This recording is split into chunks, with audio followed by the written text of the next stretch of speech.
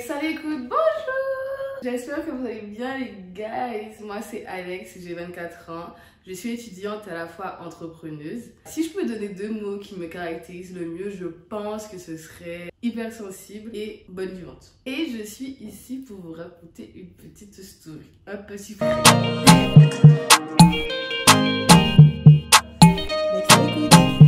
Avant toute chose, je t'invite à t'abonner et à activer la petite cloche parce que ce sera pas la seule petite story. Je t'assure que ma petite vie là, c'est un livre cousu main. Ensuite, je t'invite également à me suivre sur Instagram parce que je compte mettre en place des petites choses.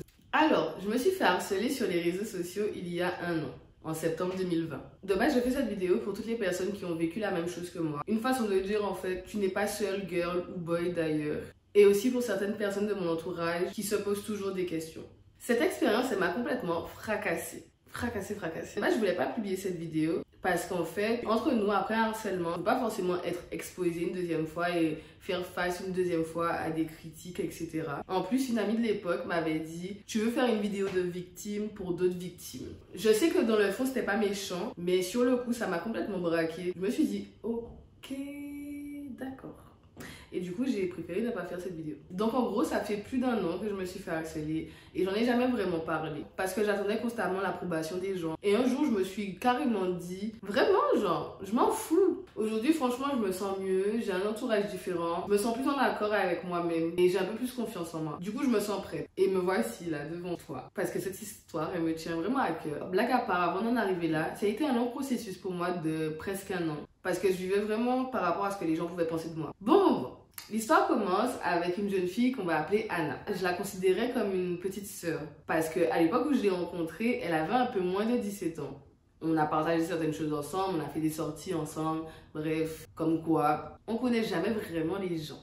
Enfin bref, alors, je vais t'expliquer le contexte. Imagine, je suis en train d'organiser l'anniversaire surprise de ma fréquentation de l'époque. Villa, musique, boisson, tout ça, t'as capté, Chaque invité devait miser 80 € tout compris. Arriva Anna dans l'histoire 2 jours avant la villa de la personne pour me dire qu'elle était chaude. Donc moi je lui explique de laisser tomber, que c'est la fin du mois, qu'elle n'aura pas le temps de s'organiser, que tranquille on se verra après. Elle me dit oui t'inquiète c'est bon, je peux venir récupérer les sous. Donc ok. La veille du départ, elle me dit en gros qu'elle pourra pas venir. C'est une histoire de que oui sa maman ne veut pas. Elle me dit que je peux garder les sous. Moi j'aime bien Anna. Je veux qu'elle soit présente. Donc, je fais en sorte de régler le souci. Normalement, tout est carré. Si je précise ça, c'est vraiment pour le côté, tu peux garder les sous. Ok. Le jour J, faut savoir que je suis une stressée de la life. Mon cerveau partait un peu dans tous les sens parce que c'est une surprise, faut être à l'heure. Il fallait chercher le gâteau, il fallait chercher la déco, enfin bref. Du coup, elle m'a envoyé un message que j'ai pas vraiment compris sur le moment. Par rapport à ça, elle m'envoie un audio. Et dans son audio, elle me dit, grosso modo, je viens plus. Bah ok, dommage. Clairement, tu veux que je te dise quoi de plus? Quelque part, je t'avais prévenu. Je prends la route pour aller au point de rendez-vous qui est à 1 heure de là où j'étais. Et sur la route, je reçois un message qui me dit, tu me rends quand mes sous? J'essaie de lui expliquer que c'était pas possible, que c'est pas possible, que si même toute seule elle avait réservé un truc, que ce soit un Airbnb, un hôtel et tout, le jour J on te remboursait pas en fait, en tout cas pas la totalité. Et puis du coup elle me dit, ses petits frères et sœurs ils ont rien à manger dans la maison et tout, nanana. Alors pause, on va faire une pause. Alors toi, faut me dire en commentaire là, faut me dire, qui en fait va payer une villa alors qu'il n'a même pas encore rempli son frigo quoi, surtout en fin de mois. Enfin bref. À côté de ça, tu vois, je suis pas méchante. Donc, j'ai essayé de trouver quand même une solution qui pouvait nous arranger toutes les deux. Et puis même, enfin, j'aime pas les problèmes. Je déteste ça. Et puis, c'est pas pendant que je suis en train de chercher une solution, Anna décide de me menacer. Alors moi, je t'explique. Mon ego était en bombe à ce moment-là, en fait. Tu me menaces pas. De 1, t'es déjà en tort. Et de 2, j'ai pas ton âge. Bon après ça c'est une question d'ego. Mais j'ai pas ton âge en fait. Je lui ai dit que c'était dead, de me laisser tranquille. J'ai arrêté de calculer mon téléphone et je suis allée au point de rendez-vous. 1 heure plus tard, je regarde mon téléphone. Je sais pas, je vois 80 appels manqués minimum, des messages que j'ai pas regardé tout de suite. Je vais sur Snap, je vois 300 ajouts. Je vois une photo de moi avec mon numéro de téléphone, mon adresse et plein de petits textes. C'est une voleuse, faut la retrouver. Elle est partie avec l'argent d'une fille de 18 ans, bref, plein de petites choses comme ça. À ce moment-là, franchement, j'ai eu envie de pleurer en fait. J'ai tout de suite pensé à ma famille. Je me suis dit, mais qu'est-ce qu'ils allaient penser de moi en fait? Quelle aurait été vraiment leur première réaction? par rapport à tout ça, sachant que ça va très vite. En fait, ce qui m'a le plus dérangé, c'est le fait qu'aux Antilles, je sais pas si c'est partout pareil, dès que tu as une étiquette, surtout avec une grosse histoire comme ça, c'est quelque chose qui te suit à vie. Parmi les messages, celui qui m'a le plus touché, c'était « Tu dénigres le peuple antillais, tu n'as pas honte de l'image que tu nous donnes ». Donc par rapport à ce que je te disais, tu vois, ça va exactement dans ce sens-là. J'avais peur d'avoir cette étiquette-là en fait. Et sachant que ça va vraiment à l'encontre de ce que je suis, de ce que je veux dégager, de mes valeurs, mes principes et tout. Les deux choses qui m'ont le plus choquée, je dirais, c'était... Alors déjà, c'est passé de 80 € à 2000 €. À ce moment-là, je me suis dit en fait que les gens, ils allaient m'assassiner. Parce que tu connais, je pense, le rapport de l'homme et l'argent. Que déjà 80 €, c'était déjà quelque chose. Alors si 2000 €, là c'est dead en fait. Ils allaient... Ça y est, je vais en prendre vraiment pour très longtemps. La deuxième chose qui m'a choquée et qui m'a fait peur, c'est que pendant que j'étais dans le week-end, j'ai éteint mon téléphone du coup. À un moment, je l'ai rallumé et je reçois un message avec une photo devant la porte de mon appartement de l'époque, avec un petit message écrit « On t'a trouvé, on t'attend ».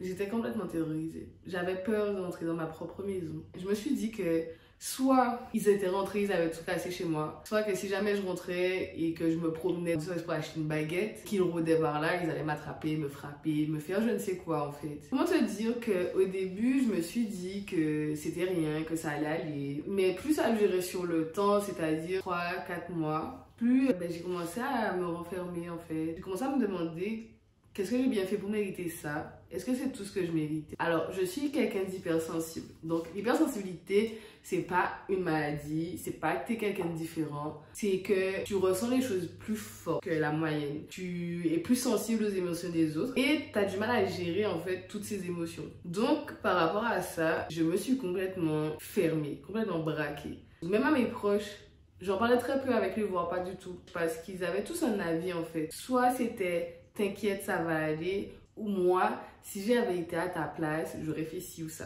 Clairement, enfin, si moi je peux te donner un conseil, si tu vis quelque chose de similaire, ne laisse jamais quelqu'un de ton entourage ou pas définir ce qui est normal ou non. Personne ne vit la chose à ta place. Chaque personne gère ses émotions à sa manière. D'ailleurs, j'ai perdu des proches à ce moment-là parce qu'ils n'ont pas compris pourquoi je leur parlais pas en fait.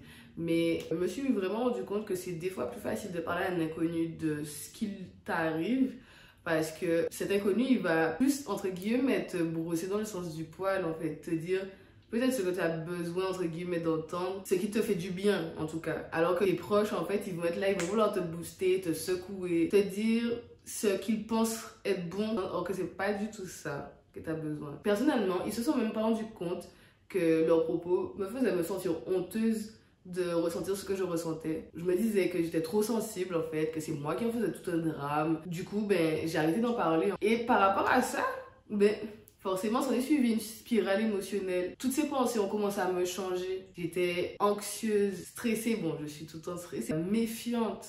Même ne serait-ce que quelqu'un qui me demandait l'heure dans la rue, paranoïaque. Et puis, à force d'être méchante avec moi-même, j'ai passé à un stade où j'ai commencé à avoir des pensées noires. J'ai eu envie de me suicider, clairement. Certaines personnes diront que c'est un peu exagéré, mais tu sais, quand tu as une accumulation d'émotions, c'est-à-dire que moi, quand je pense à tout ce que j'ai vécu, c'est que j'en avais marre de me battre pour X ou Y. Parce que dans mon passif, ne serait-ce que mes dépressions, mes amours toxiques, mes amitiés toxiques, la perte de mes proches, tout ça en fait, j'en pouvais plus. Je me suis dit, si c'est ça la vie, vaut mieux laisser tomber en fait. Moi, j'ai été porter plainte parce qu'il y avait quand même des gens qui rôdaient autour de chez moi et je veux rétablir quelque chose. C'est pas parce que tu passes par la voie judiciaire que ça fait de toi quelqu'un de faible. Après, je respecte le fait qu'il y a des personnes qui veulent pas arriver jusque-là. En tout cas, il faut en parler, soit à tes proches ou pas en fait. Faut pas rester dans cet engrenage en fait. Moi, j'avoue que j'ai fait le choix de ne rien dire sur mon mal-être parce que comme j'ai expliqué, tout le monde avait un avis sur la manière dont j'aurais dû gérer les choses, dont j'aurais dû ressentir les choses, alors que ça va 2 secondes en fait. Personne n'est à ma place et personne ne vit la chose à ma place. Ouais, si tu te retrouves dans ce que je dis, n'hésite pas à échanger avec moi sur Instagram, me raconter ton histoire, que tu l'aies vécu, que tu sois en train de le vivre ou pas d'ailleurs, que tu aies des questions, je suis là pour y répondre. C'est aussi ça l'ex à l'écoute, c'est pas que je fais une petite vidéo sur YouTube. Pour moi, faire cette vidéo, c'est comme une sorte de libération. Une façon de me dire meuf, t'es plus forte que ça. et tu fais ce que tu veux. J'espère quand même que ça touchera un maximum de personnes. Dans cette histoire, je n'en veux même pas à Anna. C'est plutôt toutes les personnes autour qui ne me connaissent pas, qui connaissent même pas Anna, et qui se permettent de commenter de la pire des manières que ce soit, et de prendre un parti surtout. Pour moi, on n'en parle pas assez, et c'est aussi un début de cette vidéo, de mettre un doigt dessus, pour dire, en fait, ça existe, et que on néglige et on fait comme si c'est rien, c'est juste des gens qui envoient les messages, faut pas s'occuper. Non, c'est quelque chose qui touche vraiment beaucoup de personnes, qui conduit des personnes à se suicider. Donc faut arrêter de faire comme si c'était normal, faut arrêter de faire comme si ça l'était, parce que toi qui n'es pas concerné par cette histoire d'harcèlement, toi ça t'aurait pas atteint. Faut arrêter, chaque personne est comme il est, chaque personne a sa sensibilité. En tout cas, sache que tu n'es pas seule si tu as traversé ça, que tu n'es ni trop ni pas assez, tu es juste toi et tu es parfait. Tu as le droit de ressentir ce que tu ressens, c'est tout à fait normal et personne ne pourra comprendre ce que tu vis avant de l'avoir vécu. Je compte mettre en place un accompagnement pour toutes ces personnes, que tu sois harcelé ou même isolé. Viens me suivre sur Instagram et échanger avec moi, parce que, encore une fois, c'est aussi ça l'ex à l'écoute. Voilà, c'est tout pour moi. Si cette vidéo t'a plu, n'hésite pas à mettre un pouce bleu et à laisser un commentaire. Je te fais plein de bisous.